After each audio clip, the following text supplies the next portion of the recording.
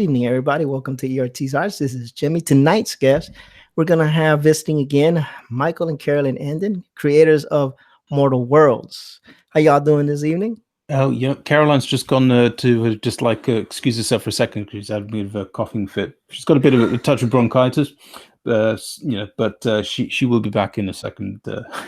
She's clearing herself out. We're both good. She's being a trooper, we're holding the fort. We're holding the Mortal Worlds fort, and we're holding the fort as far as our stance on Comicsgate, and our position. We want to contribute to this whole kind of industry in a way that really puts it in the best possible light to newcomers, and maybe even people like who try to look down on it, on the whole kind of movement because they think it's up to shenanigans, which it isn't. We want people to see the best of what we have to offer. We want, we're not saying that we're the best artists, the best writers, but we are as fully into this as anyone else in terms of enthusiasm and wanting the customer to get the best possible product that any of us can put out there. And and of course, again, any support such as yourself in helping us to do this is so appreciated, and it's hopefully it'll be completely mutual as well. No, it's not a problem, and I enjoy, like I said earlier, I enjoy our conversations. I enjoy talking to people, and I enjoy talking to the creators and the artists and anybody that's willing to come. And we had talked a little bit earlier before we started broadcasting. I am definitely trying to bring Mindy Wheeler on the show and talk to her about her marketing strategies and the things that she's learned being a marketer and being a comic book store owner, and actually, trying to put her book out, because I think it's some good information that other people could use. Mm-hmm. Yeah, So, she seems to have she has a lot of experience. I don't know how many years in marketing, but it's interesting that when we came up with Mortal Worlds, this is the thing. It wasn't just a case of just wanting it to be a comic. If there's any chance for it to to find audiences elsewhere, that'd be great. But Mindy, she seems to have really kind of coherent kind of knowledge about the industry, and it's something it'd be amazing to have her on, to share her experience, dig deep into this. yeah, I mean, I think she would be awesome. She has a tremendous story. How she was a comic book store owner, and then how she got blacklisted, and how she found Comicsgate, and of course, definitely want to talk to her Mm-hmm. about all her years in marketing. And I mean, it's a fascinating story. On Twitter today. I kind of forgot the name. I think I heard it from somewhere, to do with marketing. So it's kind of like she found me somehow, and so I followed her back. And it'd be great to actually hear some of her own thoughts about how she could advise to push forward, because of course there's a difficult time at the moment. We're entering November, but we're gonna sure push on through with everything we have. Well, we're going to talk about something else in a minute, Jimmy, but we'll retweet your video and say that you'd like to talk to her. We'll put a shout out for you. Oh yeah, definitely. I've reached out to her. Your channel's so great that anyone would want to come on it. Anybody. I appreciate that. I mean, I'm just, like I said, a small channel, and I speak true, Jimmy. Speak the truth. Well, man, I appreciate your truth, Carolyn. I appreciate it. So I've talked to her. I've reached out to her. She seems interested. She's just really busy. A lot of people in your situation, when you're trying to push comics and write books and trying to get their projects going, they find themselves to be quite busy, especially while trying to build their platform. She does a lot of videos. I saw some of her videos. The one that I sent to you guys, I thought would be really instrumental for you guys. Thanks for that. It was really helpful. We wanted to join her live today, but we kind of figured actually it's pretty important that we listen to what Jimmy actually sent us, because this seems to be directly relevant to what we're doing. But it's good to know that the options out there, to actually maybe even come on with her if we can get her. Yeah, I mean, definitely reach out. Definitely reach out to her if she can have you on her show. She's definitely got I would say a slightly bigger reach than I do. So if you can, it would be amazing. I think what she has to say, even she said that video I sent you is super long. But you get the gist of it in the first hour. Not a second of it wasting. And I recommend anyone listening to this, you definitely check out Mindy Wheeler's kind of take on Comicsgate. And if she does come onto our live stream, we'll be inviting you on as well. Oh, that's amazing. I'll definitely come on y'all's if I'm awake.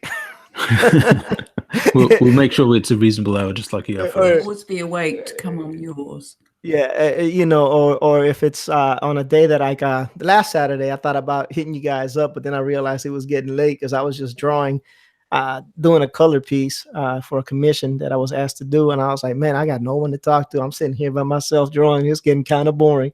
I was like, man, I should hit Mike up. I said, no, it's Well, already 6 o'clock in the evening. maybe we can trade numbers or something later as well. Maybe easier way to let each other know. We're up for talking over the chat. Even a private hangout or anything would be great. Yeah, It's yeah, just definitely. difficult with that 5 or 6 hour time zone thing. But It seriously, is. remember what I said earlier, Jimmy. You don't have to get on live when you and your wife are spending time with your child. We will join you at 2:33 a.m. in the morning if it's convenient. No, it's fine. Junior's about to be 19, so Oh, right. Oh, I thought Junior was a baby for some reason.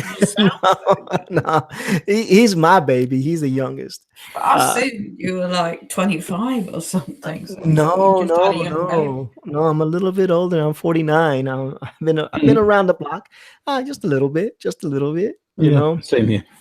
So it's all good. It's all good. So, Mike, so I was stalking you on Twitter, right? Like I tend to do. No, actually, to do that, Jimmy. I tend to look at Twitter a lot because that's where most artists are trying to advertise their projects, and then of course that's how I got my Mike to come on my stream.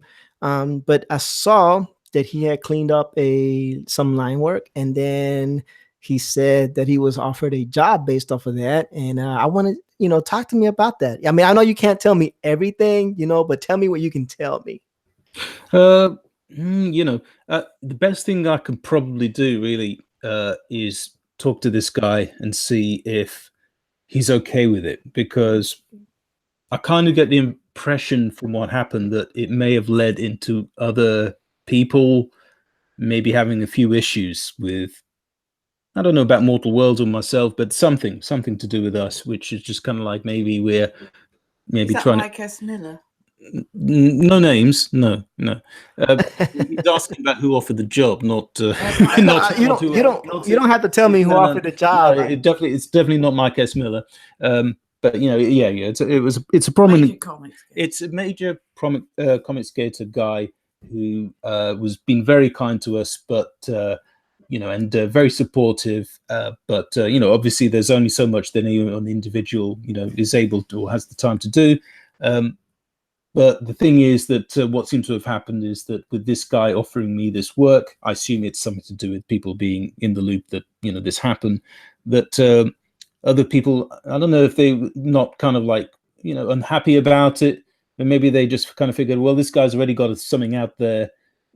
He probably is going to try and use this as some sort of a crutch or some sort of a kind of like weapon to leapfrog over other people, in the Indicron or something like that, and that's not my style. That's not. I have more respect for this person, and so does Caroline, than just using that. We haven't even asked. Caroline just wants to say something. Yeah, I guess what I want to say, Jimmy, is being on your channel is great, and we really want to grow your channel, but we would never choose to damage you. We've had a bad experience with Comicsgate. I don't know if you've heard of someone called Ethan Van Sciver. Yeah, Ethan Van Sciver is one of the biggest guys in the Comicsgate community. Oh yeah, so here we go. We started our campaign a month ago as just people who wanted to get their books out there, and we direct messaged Ethan several times. We tried to reach out to the comics community, but for some reason we were ignored. And Ethan Van Sciver sent some fairly challenging tweets to us, which makes me think that, I hate to use the words protectionism, but something's going on with Ethan. Ethan has never directly tweeted us. He has made kind of sidelong allusions directed presumably for our attention. If they're not, so be it. But it's kind of like kind of conspicuous that, you know, the stuff that's been written, that it doesn't seem to be relevant to anyone else. We've been following Comicsgate really you know, closely, so we don't know. The thing is, Jimmy, we want to grow your channel, and tomorrow at 8 a.m. EST, we're going to look. We're basically going to challenge Ethan Van Sciver on the fact that he said every single Comics Gator campaign will be featured on our channel, his channel. He said several other things, and we believe that, because to just say, for any of your viewers who are listening, Comicsgate to us, as I know it means to a true-hearted person like you, means every single person has a platform to put their book out there, and the consumer decides. But Ethan Van Sciver, he's completely ignored us for the first 28 days of our campaign. And thank you for your advice. We couldn't extend it for 60 days, so we extended it for 30. But let's just say he's been less than helpful and actually hostile in indirect ways in our Twitter. So at 8 a.m. EST tomorrow night, we're going to basically say, Ethan, we don't think you're what you say you are. If Comicsgate is a club with what's the word, exclusive members, then that's fine. If it is what you say it is, a platform for all independent creators to come together without judgment and get funded, that's but fine. But we're going to say that's not our experience, and we are going to call him out on that live stream. If I might just add in relation to this, so at no point do we ever assume that just literally anybody who puts out a comic and says they're Comicsgate is owed an opportunity to come on Ethan's live stream automatically. But, and it's a big but, Ethan himself has openly stated many times on his live streams that anybody who is Comicsgate will be fully supported by him and presumably his crew, you know, the regulars he has on, and that people will be given an opportunity to see anything that comes along in the best possible light.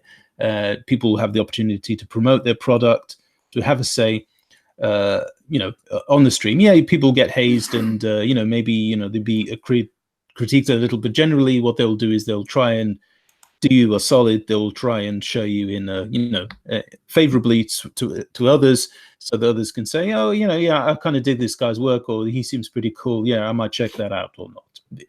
But we've been denied any opportunity for that to happen at all. We have literally so many times tried to contact him, DM him, a few other ways, but Karen's whispering, and loads of other people who are, you know, kind of associated with him. But let's say we're concentrating on Sciver himself. He won't respond at all. It's literally silent treatment. It's not, hey, yeah, and Mike, you know, I've had a chance to look at this over. Yeah, it's not what I'm looking for. Thanks very much, but you know, I've got other guys lined up who you know, I'd rather throw my weight behind.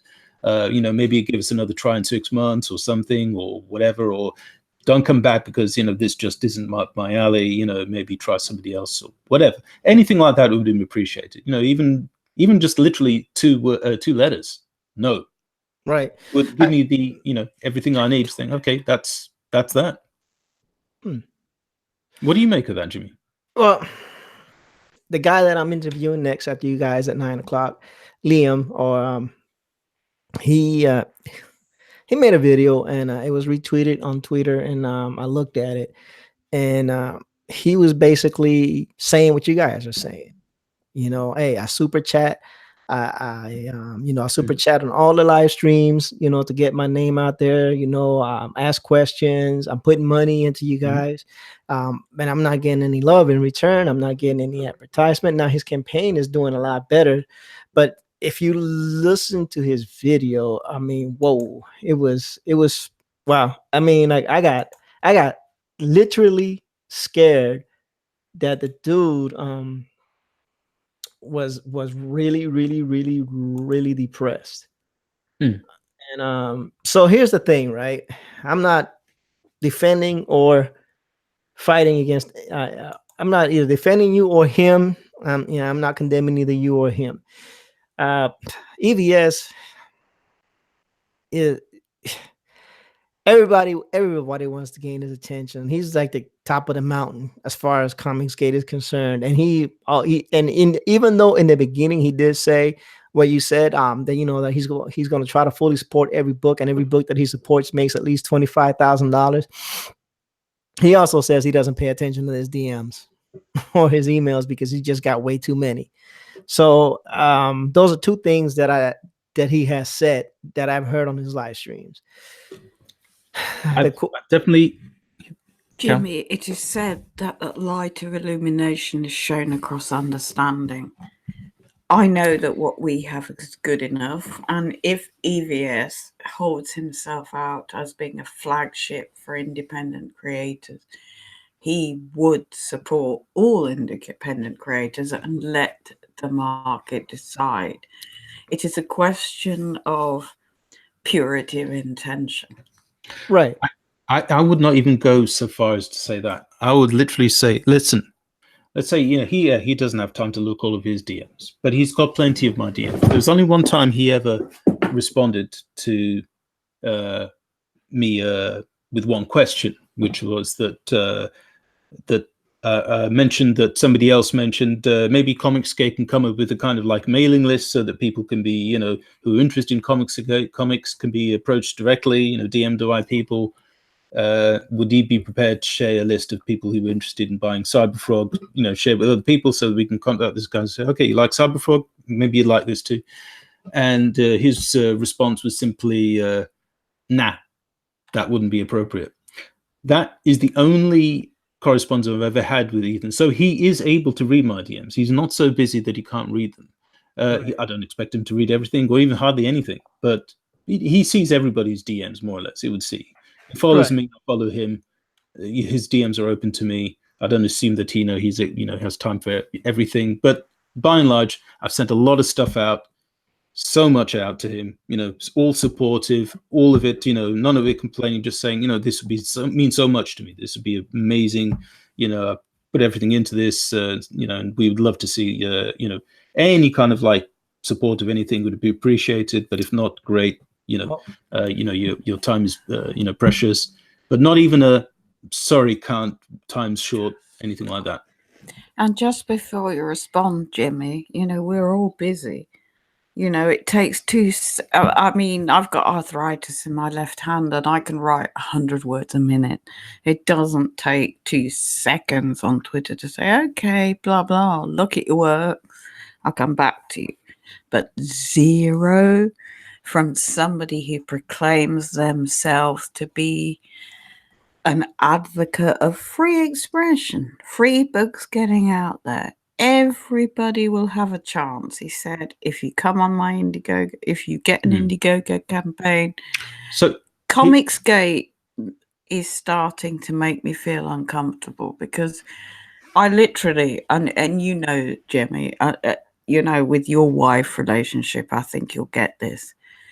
I persuaded Mike to send out his Indiegogo campaign. We started planning it in July because I said, listen, this is the way you're going to get your 10,000 to get your book out there. And in light of the vacuum that happens, I've got 2 things to deal with. One, my soulmate and husband has been completely ignored. And 2, the way he's been. Does that make sense? Well, I think Jimmy doesn't know everything that also has been tweeted. I'm not going to go into that, but Jimmy, sorry. I just want to hear what Jimmy has to say. No. Okay, so I'm going to answer both your questions real quick. Number one, no, I am not privy to everything that's been tweeted out. And some of the stuff I just really glance over because if it doesn't pertain to me, I'm like, okay. Number 2. Yes, my wife would feel exactly the same way you are feeling right now. I'm going to give you a quick story of my life. So I'm 5'7", I weigh 200 pounds, and I'm not fully muscle, but I'm not fat. So I have a very unique body style. I have an 18-inch neck, about 44-inch chest, and I have a hard time finding shirts that fit.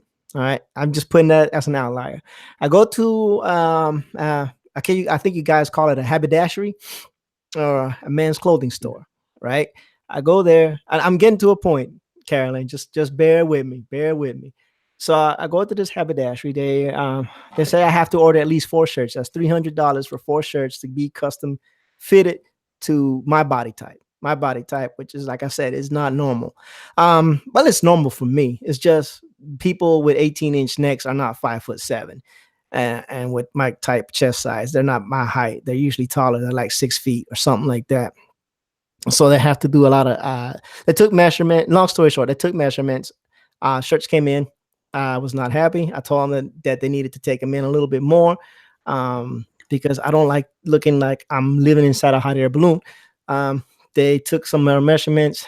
They sent them out. My wife and I went to the store to pick them up for the third time, and they didn't fit right. My wife got upset, so they want to give my money back. I say that to say this. Yes, Carolyn, I understand exactly what you're saying.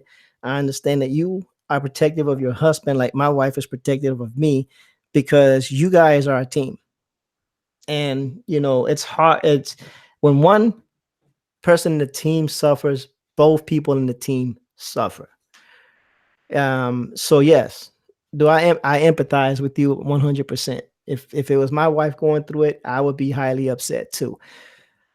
As far as the tweets, like I said, I haven't read any of them, and but it's funny that you mentioned that because my second guest claims the same things. Like, hey, Comicsgate, excuse me, I'm sorry. Comicsgate is supposed to be a community that supports.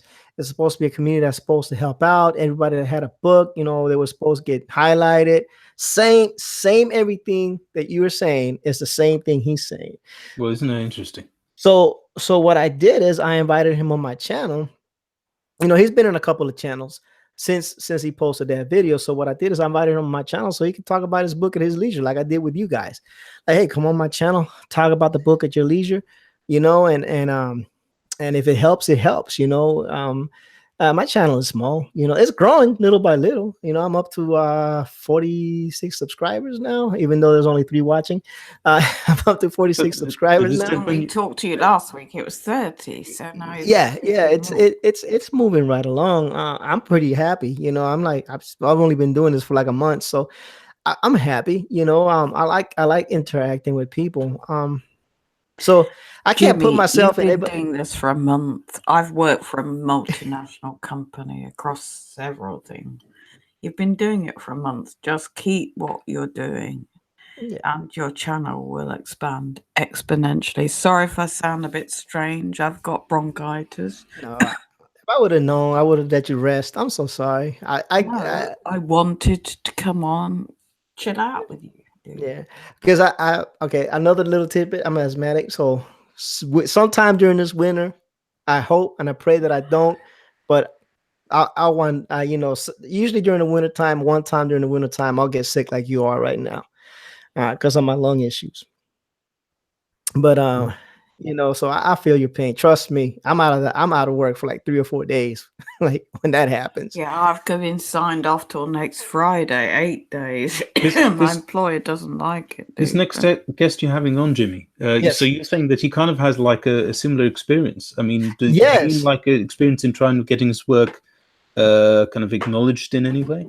Yes. He was thinking that he would be, at least halfway funded through his first release date. Man, I wish I could find that video. Was he expecting to get on Ethan's show? But that's what he was saying. He's saying he does super chats. The super chats where people pay money. Yes, same here. Yeah. So he said he was doing the super chats to try to get acknowledged. Yeah. And and he said he's not only done it now that his book is on Indiegogo. He said he's been doing it since the inception of Comicsgate. Like, he's been a constant super chatter. Like, he's been a constant supporter of the channels and the streams, and an active Comicsgate community. And he's got a comic on Indiegogo at the moment, or yes. Let me go to Indicron. Hold on. You know what? No, I can find it. It's called Rain. Sway. Sway Rain. I'm well familiar with it. Yeah, it's it's a few levels higher than we are in the chart there. It's good. It's a good looking comic. There's no reason it shouldn't be doing better. But yeah, I'm expecting pretty big things for it because you Yeah. have So gone through some of these things. Some of them look maybe a little bit more rough and ready than others. Sway isn't one of those. Sway's does. like one of those top tier art kind of like I don't know if this person has got like had a career in mainstream or something, but people will definitely be getting the bang for their buck with that one. Right. But yeah, I'm really looking forward to hearing what they have to say. Yeah. So he'll be on at 9 o'clock. Now, if y'all want to stick around, you all are more than welcome. Well, You know, definitely, yeah, not going anywhere. y'all are more than welcome to stick around if you want to. And hear what he has to say, and whatnot. But yeah, he All was you had saying to the say same was Sway thing. And Rain. No, but I'm right there with you. say again, sir. All you needed to say was Sway Rain. I knew exactly what you were talking about. I'm right there with you. Yeah, and then you have Pope Fire. I don't know if you heard of Pope Fire. She's the one that does the Comics for Titans initiative. Not think I'm familiar with that one. Okay, well, what basically Pope Fire is a young lady who decided to do like an initiative where people who can't afford some of these Indiegogos, they submit a form to her, and she's doing a raffle. So people buy raffle, cyber raffle tickets. I think tonight she's supposed to be having the prices being drawn out. So you buy, raffle tickets from her, and what she does is that money gets turned around and gets invested into That sounds great. Comicsgate comics for Yeah, those that want those books but can't afford those books. sure. But No, that sounds problem, great. problem is that she has ran into a disenchantment with some of the Comicsgate community as Hmm. well. Well, how about that? It is See, here's the thing. So this is Jimmy talking, from the outside looking in and from the inside looking out. All right. I love this community. I like the initial concept. I just feel as though there are some people who really want to take ownership and want to sort of gatekeep. I don't know if I want to use that terminology, but that's the only thing that fits right now. Hmm. And that's what she's running into. She's running into a situation where there's one guy in the community that doesn't like her, um, for whatever reason. I think the reason is she appeared on John De La Rose stream, and John De La Rose, of course, is a friend of Vox Day. Vox Day is a outright See, already nobody wanted to get into all of this politics, did they? With comics, here they wanted to no. do good comics, Yes. little politics or no politics, and be just recognized for what they're trying to do, not patted on the back or anything, but literally just okay, yeah, so and so they got a comic out. You might want to check it out, see what you think, whatever. Even Right. that, just Right. a cursory kind of like plug would take 2 seconds, not even that. And Uh, and Go yeah, ahead. go ahead, go ahead. No, I feel bad because I asked, I got excited for you because I thought you was offered a job, and then I bring it up, and then it just turns out to be this drab story instead of like this happy story. Sure. I'm like, okay, I'm feeling bad now. I should have kept my mouth shut. I think a lot of people are probably starting to feel this way because let's say, I don't assume that we're, we're special or anything. That this would just happen to us. It's the likelihood is that what was Mindy talking about just earlier in that video? She's saying that look, this pot is actually finite. Maybe a big pot, maybe a medium-sized pot, maybe a little, but whatever it is, it's finite. Mm-hmm. It's not enough necessarily for just like everybody who hears about this wants a piece of this pie to get a piece of this pie, because there is only so much airtime that kind of the main guys can dedicate to. There's only so many people they can have time to talk to and give a credible amount of kind of support to. And I think everybody kind of understands that, or should understand that. Nobody should expect like, oh, we all get special treatment, we all get special dispensation, we all get treated wonderfully, and we have this relationship with the kind of the centurions that Oh, newcomers have. I do That not. can't be realistically happening for everybody. This might cost me a lot of grief, but I do not, and I say again, do not like that whole Centurion war cancel thing. I think is counterproductive, Mm, and I might get a lot of heat for that. And mm. so be it. So be it. But have you noticed the people in the chat have said the same things? That there's been people saying, "Look, we love all this stuff, but this, the jokes kind of worn thin with the, the Hail Caesar and the Centurions and the High Council on this business. We're a bunch of guys hanging out. Yeah, That's what we all are. We're a bunch of. Go ahead. yeah, no, and I agree with you, and I know this is probably gonna rub some people the wrong way, but I just don't like that. I really don't like that. All right, because I'm a Christian and I have deep roots, and all that Hail Caesar stuff leads to I've idolatry. enjoyed it at first. No, it's kind of an idolatry thing, and for me, you should have no idol before God. So yeah, I enjoy the comics. I enjoy the creative juices. I enjoy the products that are being pushed out, but I just don't agree with them and with that mentality where you are putting a man on a pedestal, knowing that you're not supposed to do that as a Christian. But this is just me. I'm not talking about you or anybody else. Y'all are grown people with your own beliefs and can choose to do with your life as you choose to. But from Jimmy's perspective as a Christian, as what I believe in, do I like EVS? Yeah. Do I like his project? Yes. And he's entertaining, and some of the things he does I don't agree with all the time. That Ouija hat thing kind of freaked me out. I jumped out of that stream. I wasn't kind of, that wasn't my scene either.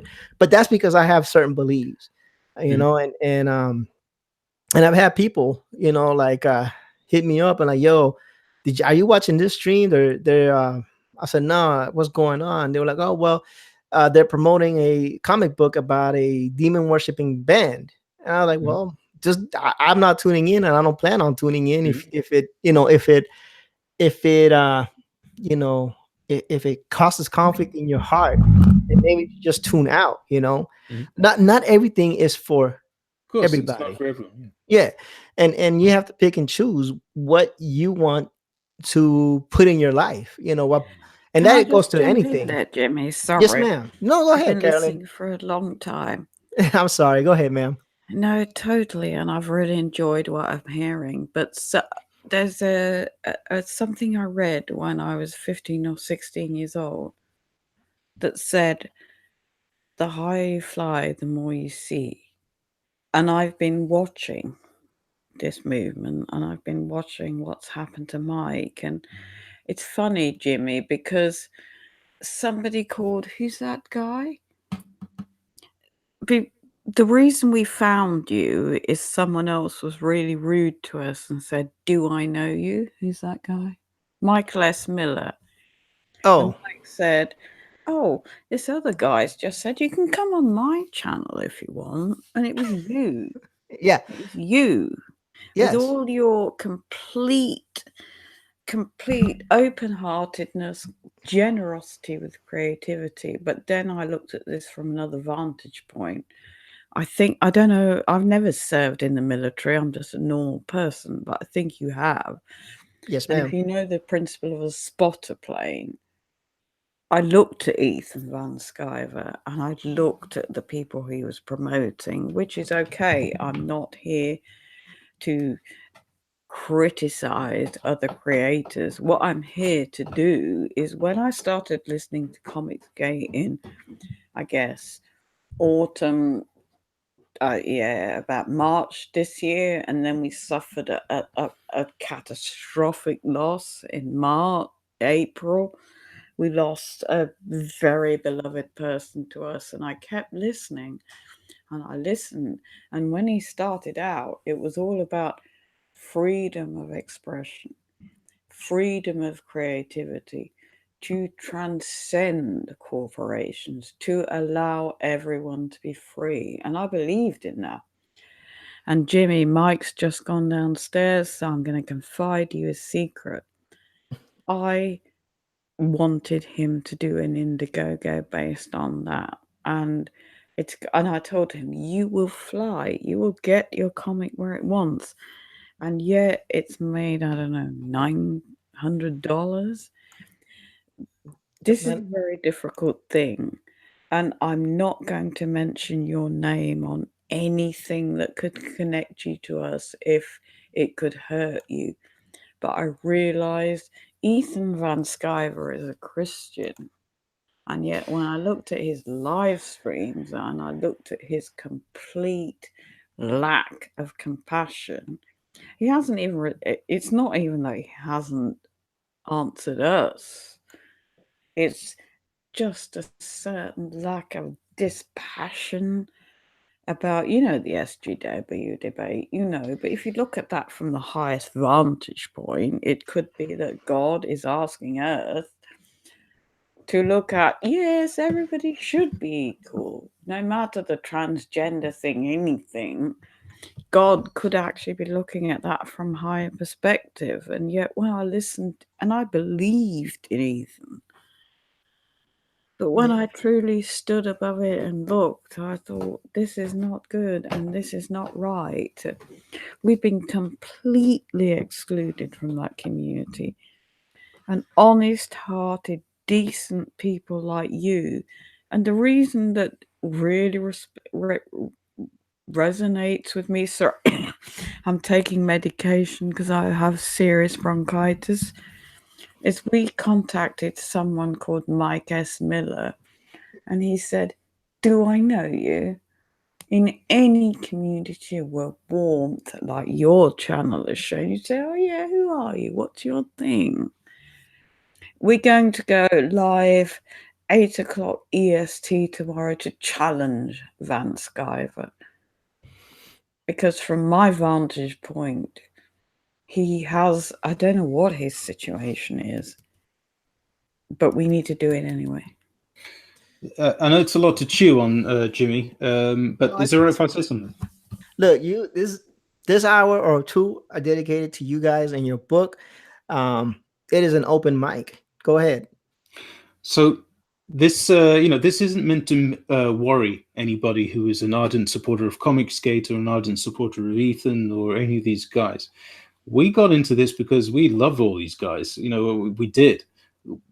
Just like anybody, we are not from the other side or anything like this. We are for real. We just like fell in love with Comic Skate, with the chat, with the live streams, the videos, the whole shebang. Since maybe February, I think, when we properly discovered it. We kind of we came across Zach, kind of last August, but it was like kind of combination of the two, Ethan, Zach, and then all these kind of Yellow Flash, all these guys. They all have their own kind of like talents. We all have our favorites, but together they kind of form this bond, this family, who and everybody just flocks to them because including us, we did, because it's like, what's not to love? These guys are funny. They're kind of like you can talk to them like your brothers. You'd happily share a beer with any of these guys.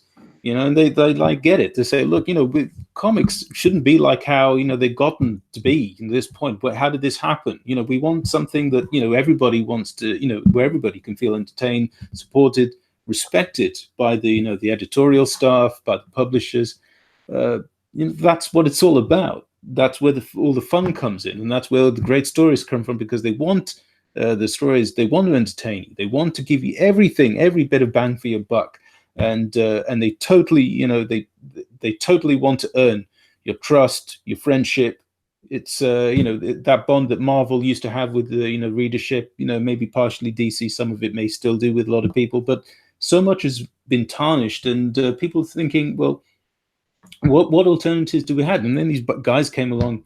Yeah, how about us? We can be your alternative. And we're like, terrific. This stuff looks great.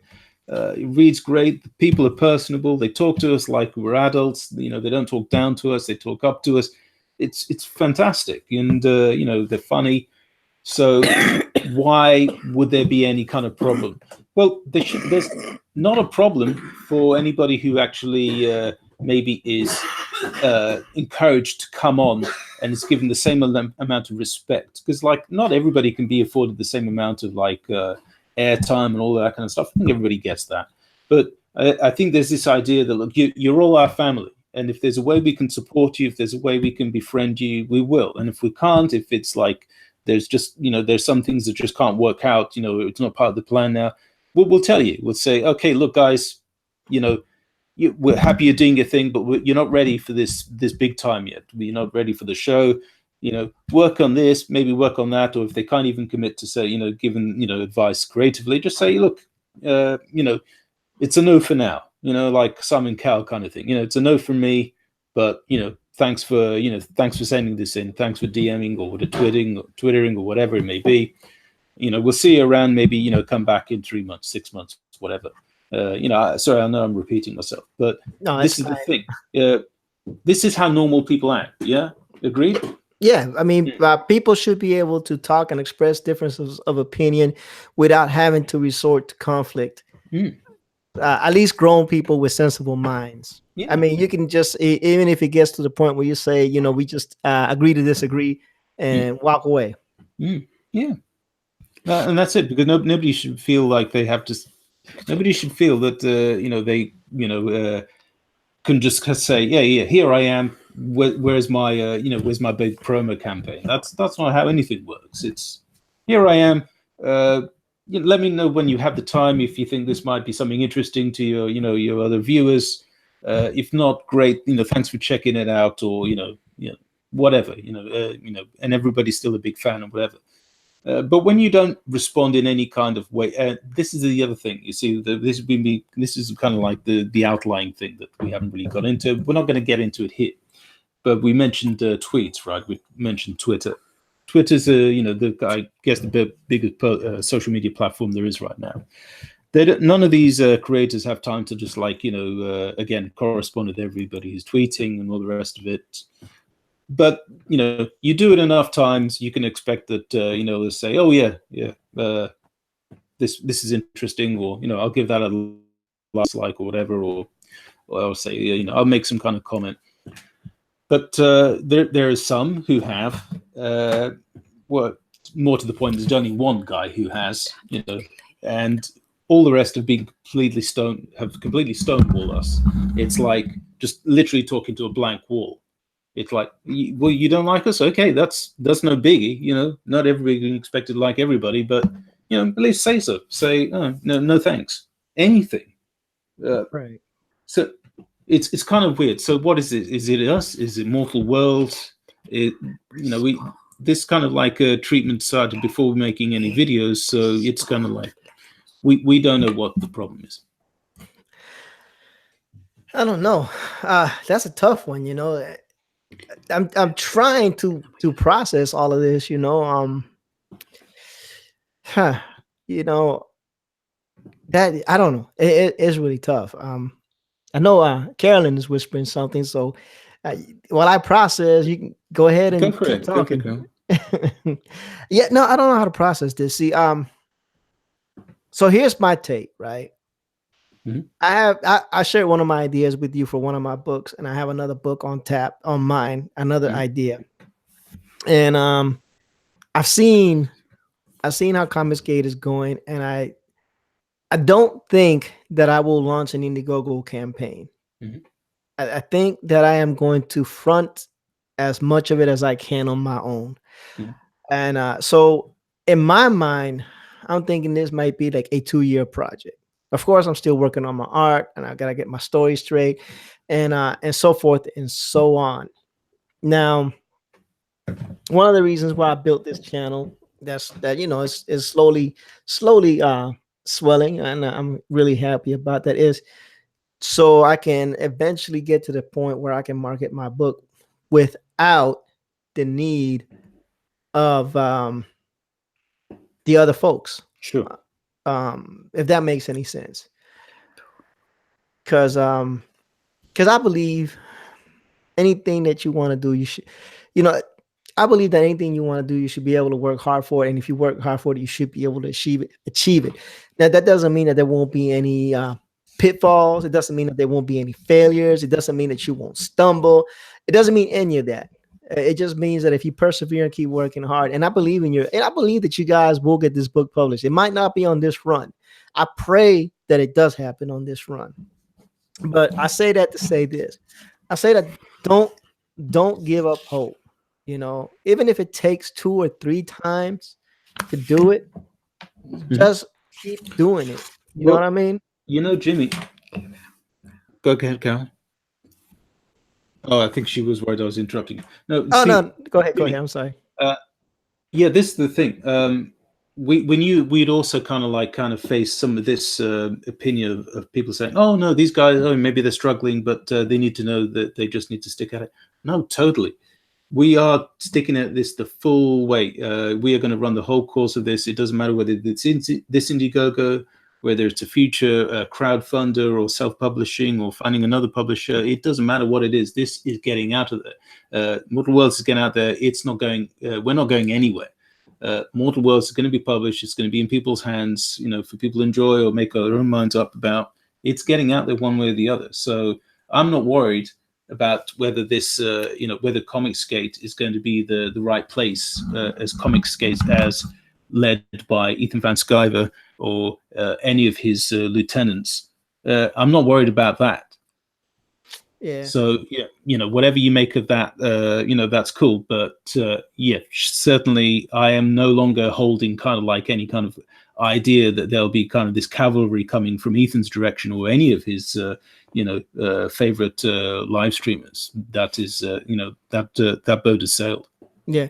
And and then so let me loop back a little bit because I say things from my point of view.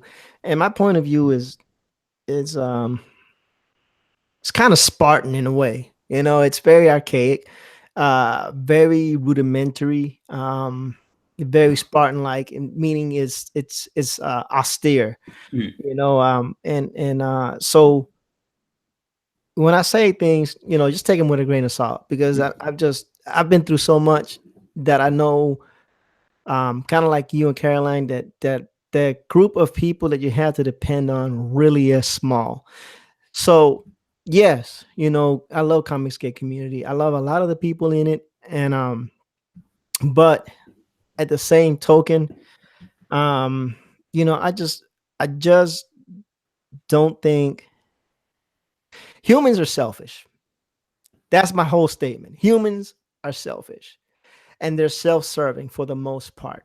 Everyone, no matter how good intentioned they are, how well-meaning they are, or how open or how charitable they are still self-serving in some form, shape, or fashion. Now, I can understand when EVS Hey, was. Jimmy, can I just interrupt? Yes, ma'am. I've listened. I'm sorry, I've gone away because I've got acute bronchitis, and I've got the pills even. Jimmy, you are an incredible expression of freedom. The wife who listens to you and moderates between you. You have the heart of an angel and the spirit of a rainbow, and we will be back and we will talk to you again. That's my take on this now. We will get back to the serious stuff. We're going to confront Van Sciver tomorrow at 8 o'clock, your time. Yes, But ma'am. thank you for your time Oh no, and it's thank you it's for everything.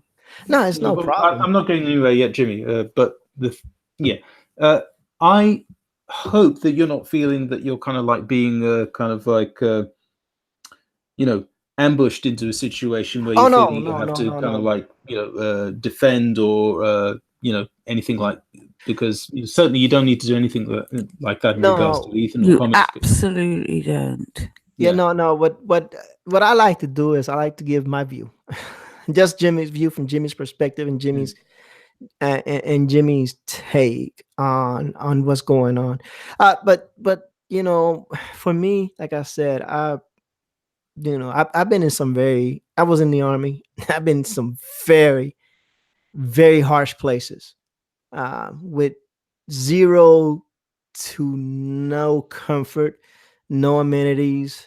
When I tell you, it was I don't know what degrees translate into Celsius, but it was 12 degrees, and the water heater breaks, and you're still taking a shower in the middle of winter in a tent. I'm telling you right now, you don't know. People don't know the levels of harshness that people sometimes have to go through to preserve other people's freedoms and whatnot. Hmm. Um, that being said, you Thank have the you, freedom to Jack. speak your mind, and Say for from me, you to the bottom of our hearts is thank you. you're welcome. And for me, I was there. You have, and in my channel, you have the freedom to speak because people like me who do things like that, and I don't want, it's not for the thanks. It's for a whole bunch of different reasons, that just different situations and that led to those decisions. But at the end of the day, that was a good decision for me. Hmm. But you should be able to speak freely. I mean, words do have consequences. Your actions do have consequences. You are accountable for what you say. I'm accountable for what I say. But at the same token, I'm not gonna, like, you have no right to speak. No, you don't have a right to express how you're feeling, because you do have a right to speak and express how you're feeling, and that's part of everything. That's part of the human interaction. Of what I like about my interviews is Totally because, agree. So, and I so appreciate, that you've been kind enough to give us the chance to, speak freely too. It's because not everybody would, and I imagine, some people would be quite, kind of reserved about, anybody saying anything that might be perceived as, against the kind of core audience, that we're maybe all, trying to reach out there, because this audience, we respect the hell out of them, and we really hope that we can still retain or, gain their respect too. But it is not, dependent on, it can't be dependent on us having completely uncritical, completely, you know, a completely uncritical notion of anybody. Anybody should be able to be open to criticism. If there can't be at all in any point, in any capacity, then that's not really a kind of a following that I think we'd really want to be a part of. That speaks of something else. That's more like a cult. That's not a friendship. That's not a hangout. That's something verging on something that certainly we don't want to be a part of. yeah, We believe that we were part of a friendship or something like it. Something. It's a professional thing, and with no special favors. Nobody gets kind of like special dispensation or anything with that, unless they hugely prove themselves in the field or something like that, or if they're absolutely spectacular, wherever it may be, or just really good, cool to talk with. That's all great. That's all groovy, but what seems to have happened is that like some people like Mindy, she's saying that in terms of the financial aspect, the honeymoon period's over with Comicsgate. yes, This point where we say, like, 300 breaking, 600,000, we may not be seeing those kind of figures again, exciting as it has been, and is attracting a lot of people, kind of who may not even have had that much interest in comics as they were, in recent years. A lot of people coming back to it, a lot of people newly discovering it.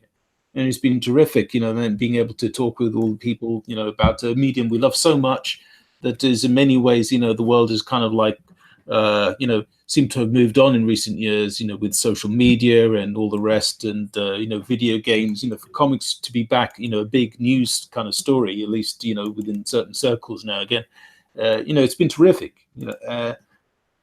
And we owe everybody who's been involved in raising that profile, within Comicsgate.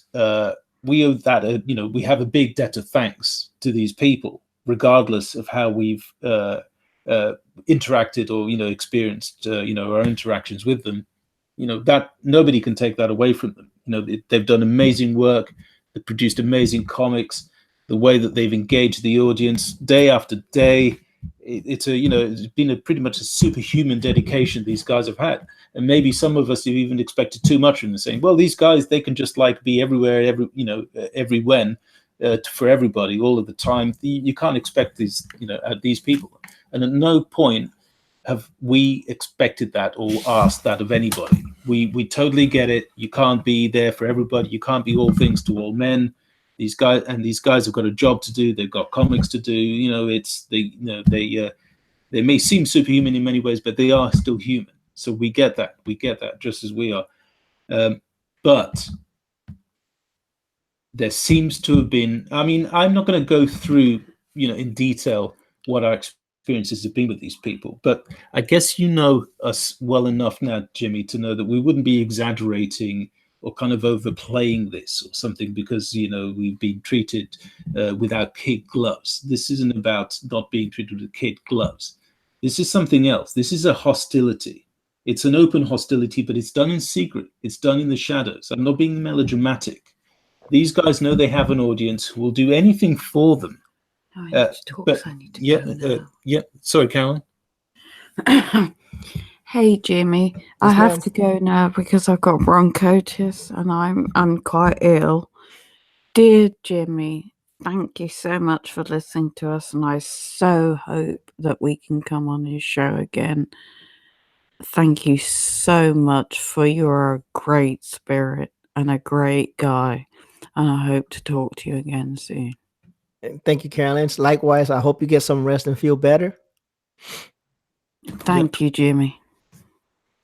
You're welcome. Should be back on form soon, Jimmy. Thanks for having us on. I'm not going anywhere just yet. If you're still okay to have me on, I'm happy. Yeah. I got plenty of time. I mean, 9:00 is the next interview. It's only 7 or 6:56.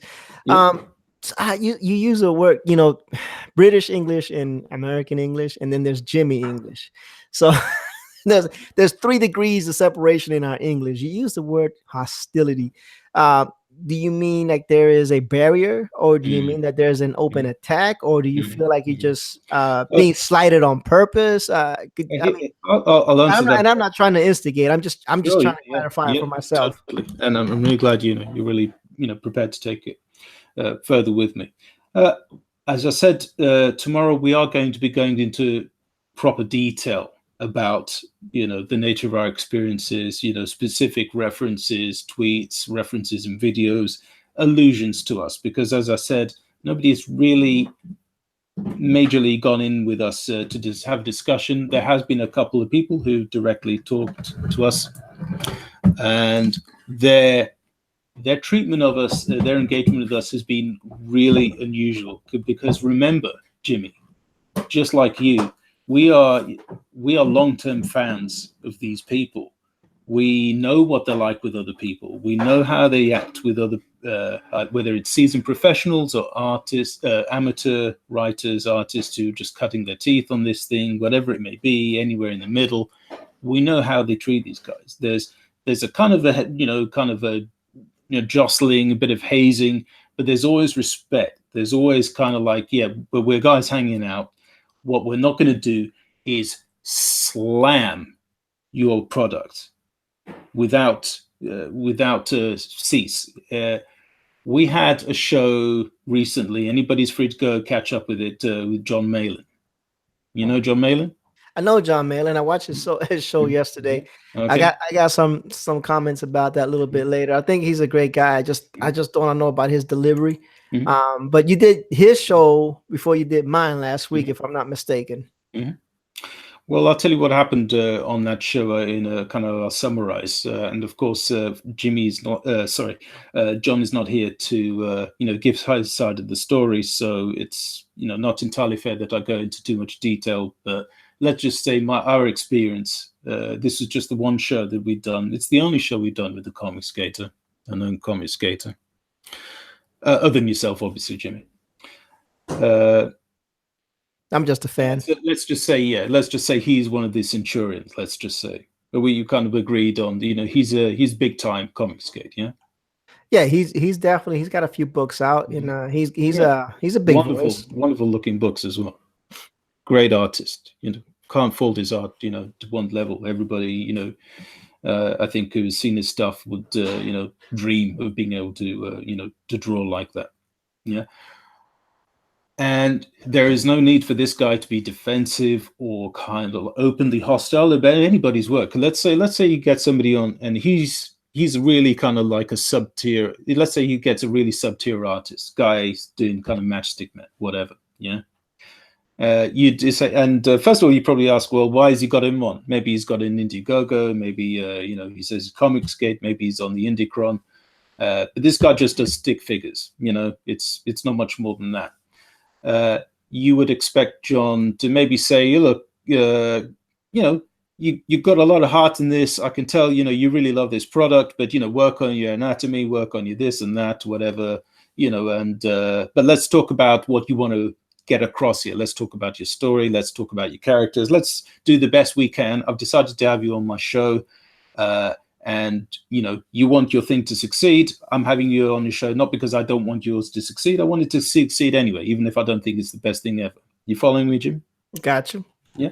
So, and this Matchstick Men kind of like artist guy, so he comes on and said, yeah, this is about, my characters are from this planet and they've got this mission and they've got these adversaries and these challenges they've got to do. And what's funny about these characters is X, Y, and Z, and so on and so forth.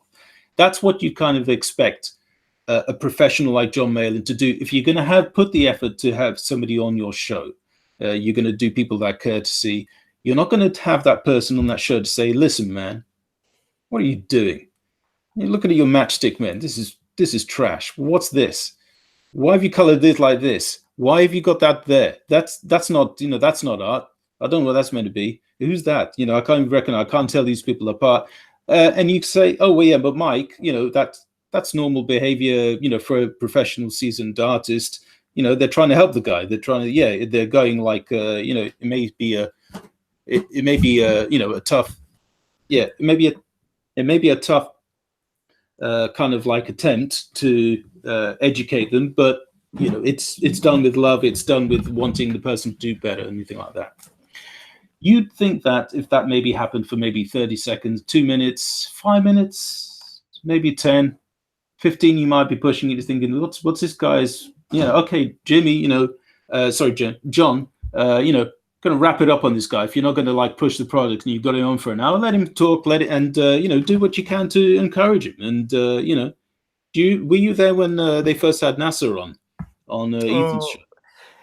Yeah, yeah. I was there. Yeah. NASA took a big beating for a while. But now they love him, Yeah. But this is the thing, you see, what they happened with NASA is the guy took a major beating as the guy.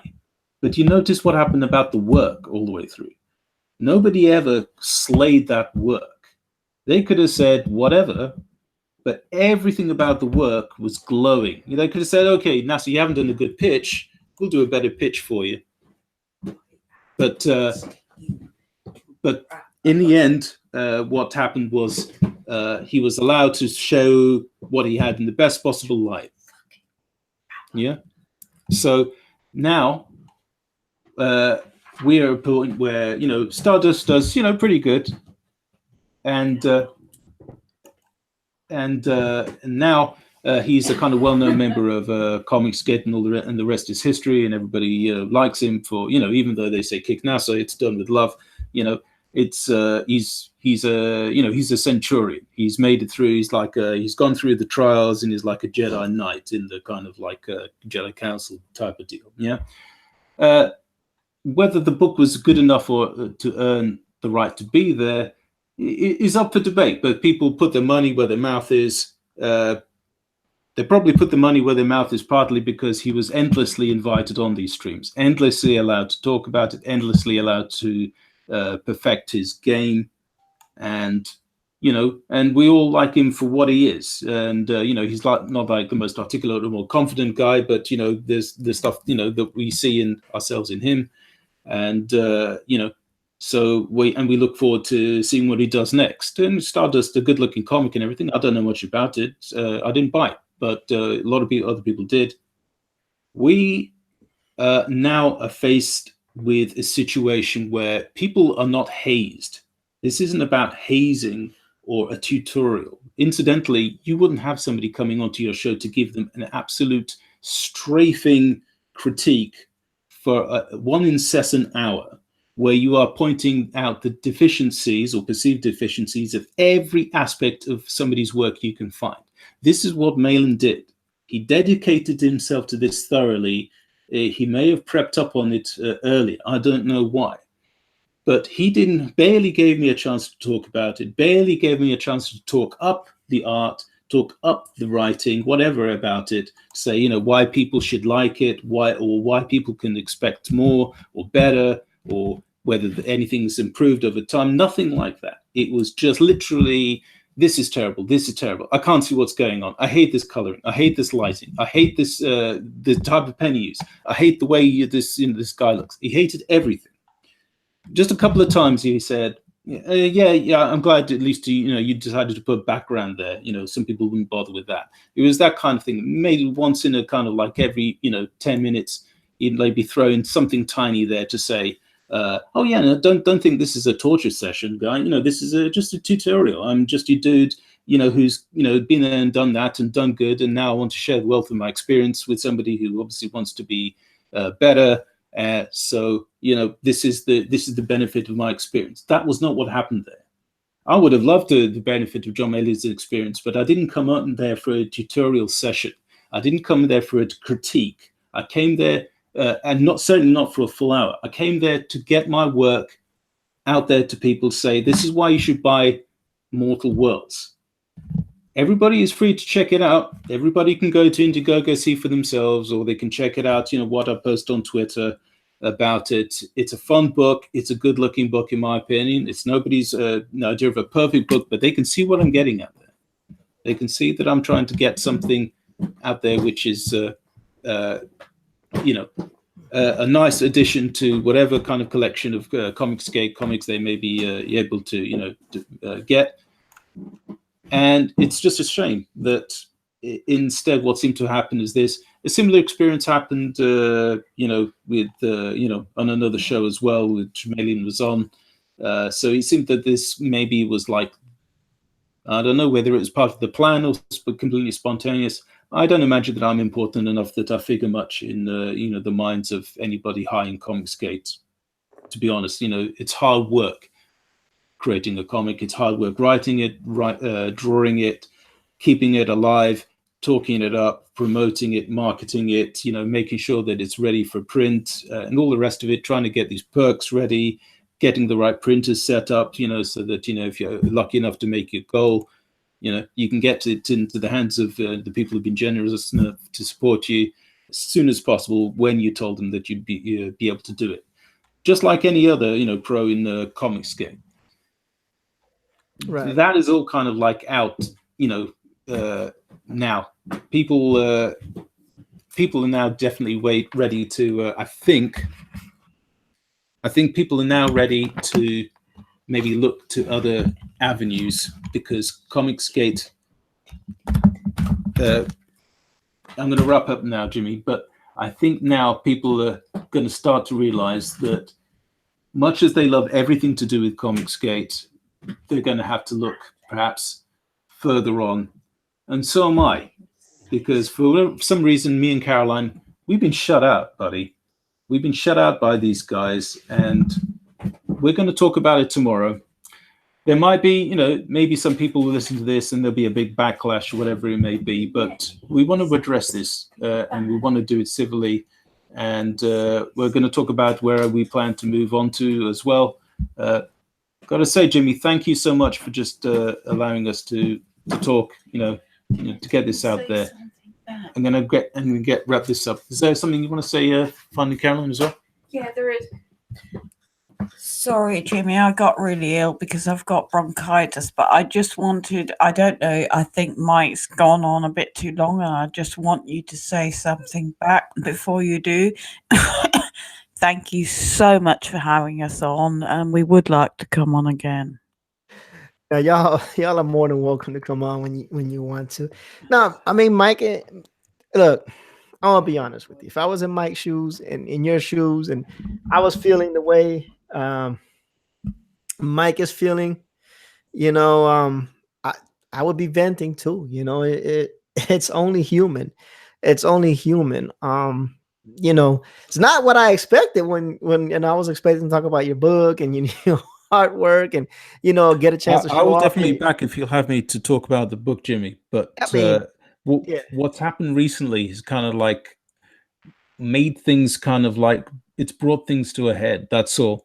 And the book will be coming out still. The Indiegogo is still running, and I'm going to promote the hell out of it. So is Caroline. Right up into the final day, we're going to do everything we can and get up as many videos, as much tweets, and everything else. And we're going to be supporting other people on who also on the Indicron, and people want to come onto it as well, because there's some great guys out there, including the guy you got coming on next. Hope I haven't actually cut into his time, No, no, but no, no. You got like 2 hours before he comes on.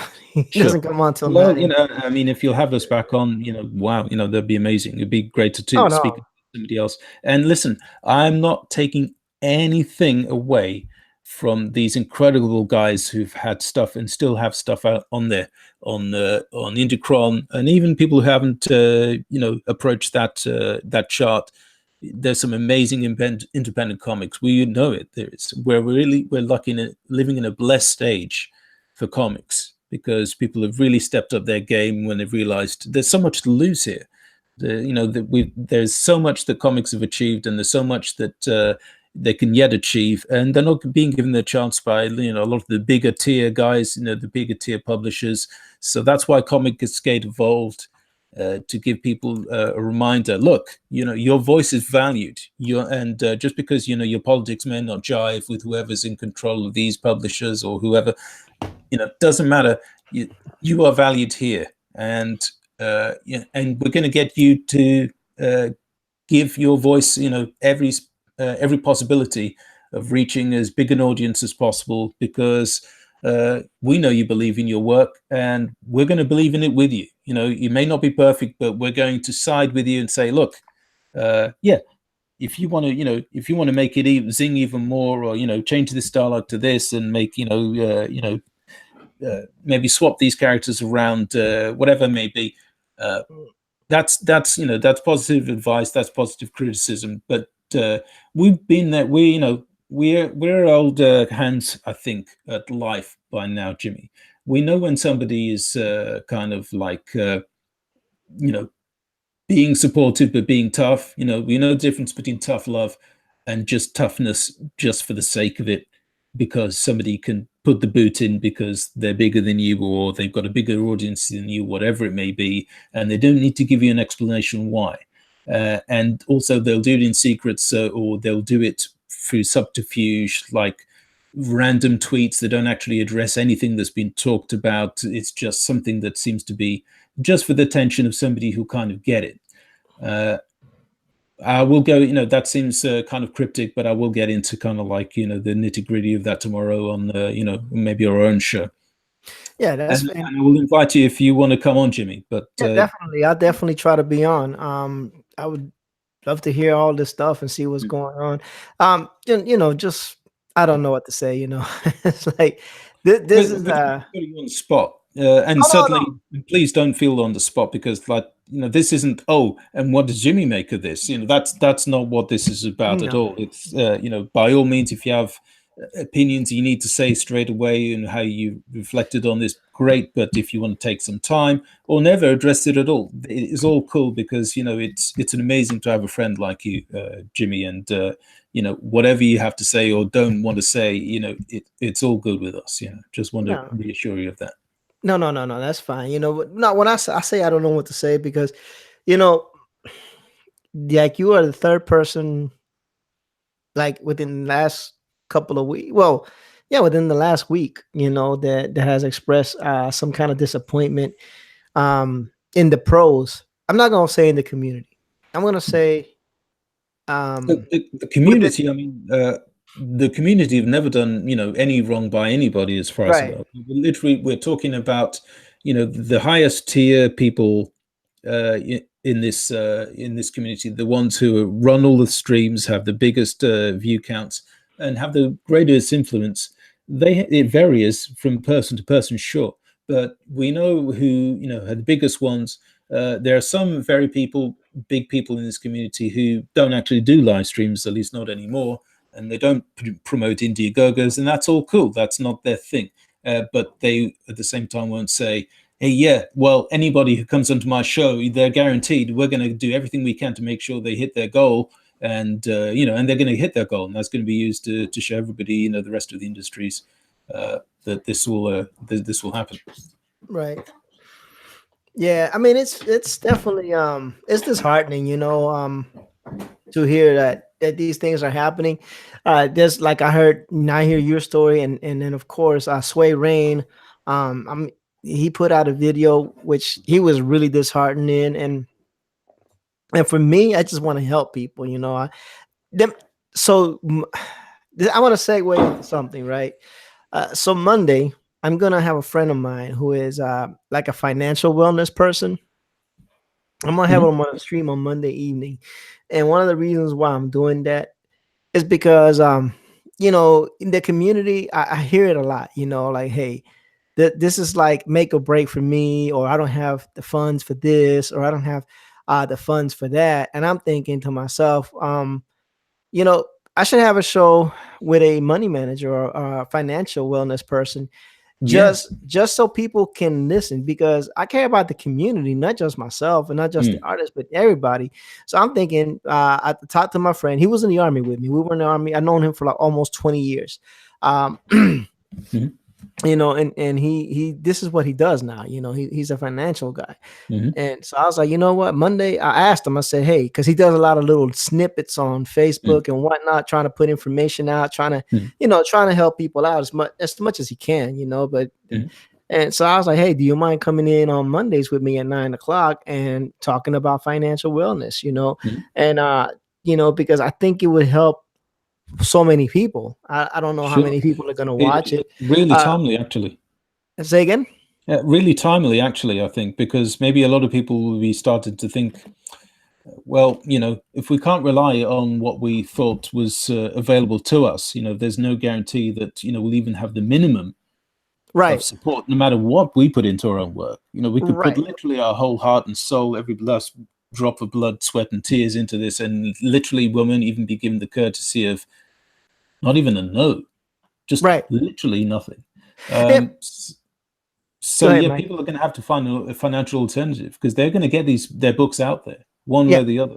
But so the way I'm looking at it, right? And this just like I said, yeah, I think differently than a lot of folks. But whenever I hear things like, I have to wait a month, to do this, or I'm never gonna get this book out if I don't do this. And then I'm thinking about some of these creators live comic to comic, Hmm. except for people like Evs who made $500,000 on his. Hmm. So take him out of the equation because Hmm. he's not the common factor. He's the Hmm. he's the anomaly, right? Hmm. He's the anomaly. Him and Mike Richard C. Meyer, they're the anomalies, right? Hmm. They made like what 300. They made between them. I think they almost made 1 million, like 800,000 Hmm. between the two of them. So those are the anomalies, right? But someone, let's say like someone like, I don't know. I'm not gonna. I'm gonna say your name, Mike, but I'm not gonna say that this is your situation. Hmm. Or I just say someone like me. Let's say that Jimmy was an aspiring artist, which I am. Let's say that Jimmy wanted to push a comic book, which I do. Let's say that Jimmy didn't have the funds and he had an unsuccessful Indiegogo campaign. He put a lot of time and effort into going on shows, a lot of time watching live streams, trying to get super chats in, maybe even advertising on Facebook and whatnot. And it was an utter failure. He wants to try again, right? Hmm. Right. So the thing that I want people to get from this, hopefully with Mike is going to be the speaker. I'm just going to be hosting, is ways to free up your own money. Hmm. Free up money. Pay down debts. Learn to live within your means. And he does a little bit of everything: investing, real estate, all that stuff. Hmm.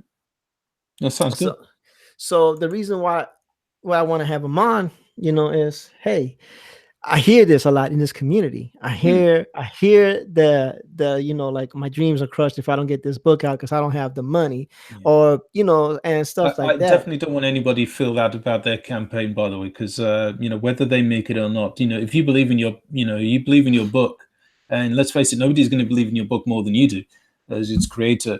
Uh, you know, you will find a way. You stick at it, you will find a way to get your book out there. It may not be, in the same volume or exactly in the right, kind of format that you originally envisaged it, but you'll get it out there. You'll find a way. Yeah. So so hopefully bringing Mike in, and hopefully the community will watch, and and get some of his advice, and then maybe, just maybe, it'll help somebody out there. Hmm. Now, I'm not saying that it will. I'm not saying that it won't. Everything that you learn, it's about how you apply it, Hmm. and what you do with it. So Monday, I'm gonna do that. Monday, I'm gonna bring a financial wellness guy on, and I'm gonna have it on live at Hmm. 9 o'clock. 9 o'clock works for me. Works for me. you know, it's kind of late for you guys over there, I'll be but you, there. I'll be but there you, watching, or if you want me on, and I'm happy to join in. yeah. By the way, I don't want you to worry that we're going to get carried away with like going into some sort of anti-Comicsgate diatribe Oh, or no, anything no, like no, that. no, no. Look, We're always going to love Comicsgate. We're always going to love the community I of think Comicsgate, but people need to be. what you have is just a beef with what's considered the high Mm, tier folks, mm, and I I never try to push a comic, so I don't know. I can tell you that from what I've heard so far from you and Liam is, hey, I thought this was something that was for everybody, mhm. and to hear the disappointment, and the Well, I'm I not gonna gotta. say. Yeah, I'm just gonna stick with disappointment. I was gonna say despair, but you're not really despaired. You're just more upset and disappointed. Well, the kind of the notion of the three stages of griefs. First of all, I think it's something like first there's kind of denial, and then there's anger, and then there's acceptance. And you'd be surprised how far into that kind of three-stage process me and Caroline are in right now, because much as we love Comicsgate, we have our own lives as well, and we've got other things that our lives revolve around. Important as Comicsgate is to us, and important as this Indiegogo campaign is to us. And I recommend to anybody, no matter how much effort you put into their campaign, if you've launched it already or are about to, or maybe it went and you didn't get what you were hoping for, whatever it may be. Uh, remember there are people out there who kind of been through what you have, and don't worry about it. The main thing that you need to remember is that you're the creator of your work. You own your work, Yes, and nobody can tell you that isn't going to be the next this or the next that. It can be, it could explode the next time. Who knows? Just keep believing, and keep working, keep getting better, keep listening to input, feedback. Remember feedback all of the time. Most of the people you're going to be speaking with, all they want is better comics, and you can well believe, they will tell you what they want to see, what they want to lay down money for, and they are definitely worth listening to. So indeed, keep that one in mind, guys. indeed. And I don't know. Like I said, I'm definitely gonna talk to Liam in about an hour and a half, and try to push his book out. That's what I wanted to do with you. But these things are organic, Mm, because I don't script them. mm, We just talk, right? And mm, that's what I like about my show is I like to talk to the people and see what's on their minds. And then, of course, if I can promote their book, we can mm, promote the book as well.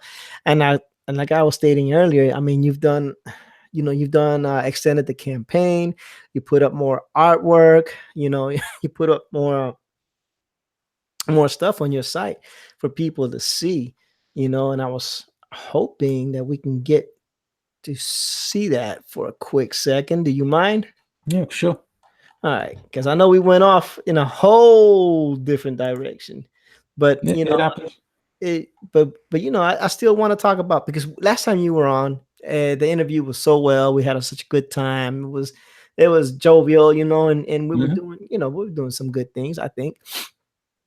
And so, yeah, Well, I've got to tell you, Jimmy. I mean, all this stuff was going on, well before that interview as well. It's just that at the time, I think we owed it to you to, for your generosity to have us on the show. That we didn't go hard in the paint with explaining everything of, our experience so far, and we also owed it to Mortal Worlds to give it a good opener to say, look, this is what we've got. Everybody, check it out, make of it what you will, but hopefully you'll see the love that's put into it, the effort and the time, and that it is there for no other reason than to to please its audience, to please the customer, because not everybody seems to be all that concerned anymore. It seems like other people are saying, no, we can just give you anything, and we've got the might, we've got the power with the big publishers to push anything that we want at you, and it'll continue to be published whether it makes money or not, because we're too big to fail. That kind of attitude, which a lot of us just can't get our heads around. We'd think, why would anybody do that to their own? You own a valuable brand. Why would you want to tarnish it? Why would you want it to depreciate in value? You'd always want everybody to talk about it positively. You put something out there, you want people to say, hey, have you checked this out? Do you check, oh, I don't read comics anymore. You got to read this one. Just read, if anything, just read this one. Just check this one out. Right. And I think that's how stuff like, originally how, you had the big explosion of the whole comics aren't just for kids stuff that was all in the media in the kind of late 80s, I think it was, when you had the Dark Knight Returns and Watchmen and all these kind of comics that and writers that people hadn't heard of before, but it was an exciting time. Batman was just, the Tim Burton films just came out in the movies and everyone was crazy about Batman again. It's an amazing time to be alive then, and it's an amazing time to be alive now. It's that same level of excitement, I think, that we're feeling now.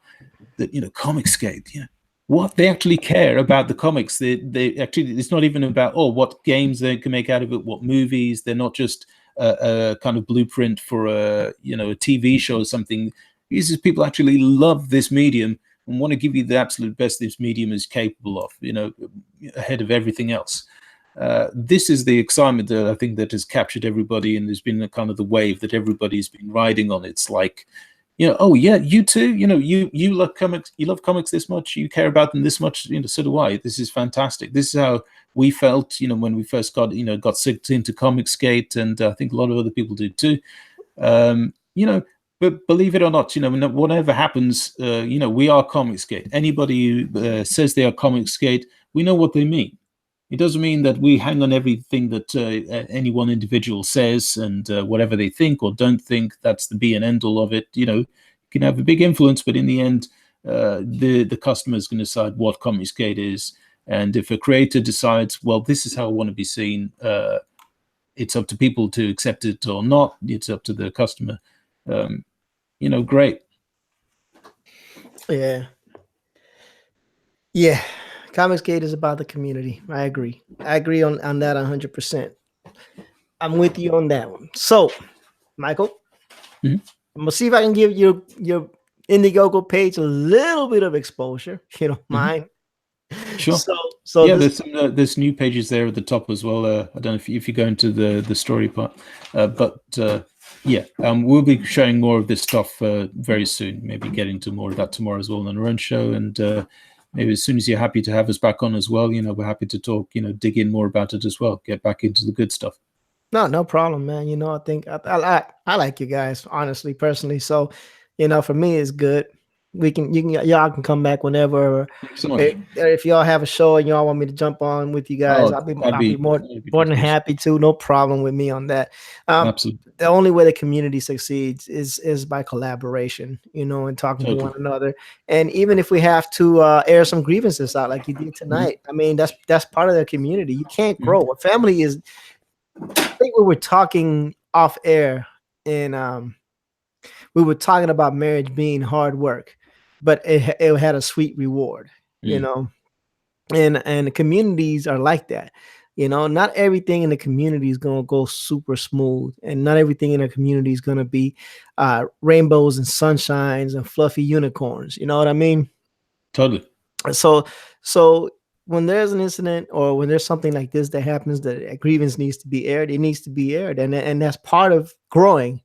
That's part of everything. Well, look at it this way. Let's say this stuff gets, this conversation gets out there, and some of the big leaguers get hold of it, and they've got something pretty decisive to say about it. I think they won't. I think they've got a bigger fish to fry. But let's say if they do, this conversation kind of like takes hold with some of the people. I don't think it's going to worry them particularly. I think they might just reflect and think, maybe there's some stuff we can do that actually is better. No process is perfect, and this is all stuff we can take on board. as far as we're concerned, with Mortal Worlds, it is Comicsgate. It's in the it's on the Indicron there. It's in the chart, and we have always been avid supported on Comicsgate on every form, in every social media, Oh everybody. yeah.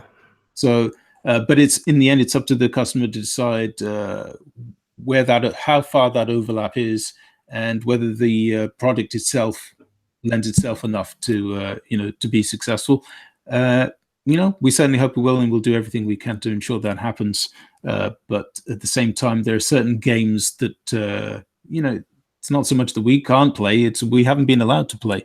Right. We haven't been allowed on the pitch, to join in the match. Right.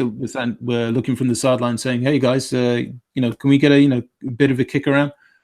Right. The answer isn't no, guys. We've already got enough numbers here. We're good. It's not even that. It's like we're NPCs. It's like no, we're not even given a no. You can't join in. It's Right. nothing. Right. And that's another reason. All these things that we're talking about is reasons why I want to bring Mindy Wheeler on. I know she has her channel. If you go to her channel, and if anybody that's Comicsgate or an aspiring artist or wants to put a comic out, I highly, highly suggest that you go to Mindy Wheeler's YouTube channel and check out some of her marketing and the Comicsgate YouTube that she put out. It's got some really, really good information. It's definitely going to help you guys out in the form of marketing and strategizing, and when you should push your Indiegogo campaign. Also, Mondays I'm going to be bringing in Mike for financial wellness. So if y'all run into complications, at least all your eggs are not in one basket. Exactly. And y'all and I mean, not just you guys, me too. Everybody could use good financial strategies. Totally agree. Anyways, so this is Mortal Worlds on the Indiegogo website. It has a $10,000 fixed goal, and it's raised $905 so far. Last time you were on my channel, we had a few people on, and they backed your book. I backed it as well. I thought you, for those of you who didn't get it, who tuned into this live stream, if you just look at the previous live stream, and you can hear Michael and Carolyn go on about their story. Is a very interesting, in-depth story that they have going on. And they were on John Malin's stream, and he had some pointers, as Mike was alluding to earlier. So he went ahead and added some artwork and some pages, some color pages, a little bit of storyline. And I was really happy that they did. It looks good to me. I like it. You're able to see some nice little drawings and details. So I think that Mike is really, really putting an effort in to allow his book to succeed. If anybody watches the stream on replay, please take a look at it. Here's some of this black and white stuff. I bugged the heck out of Michael on this one. I sent him a lot of tweets, friendly tweets. Friendly tweets. With some suggestions, just to get his thoughts. But Mike is a pro. This is exactly what I'm talking about. It's like, when we join together and we can give each other pointers, it's like it's collaboration, because we want the best for each other.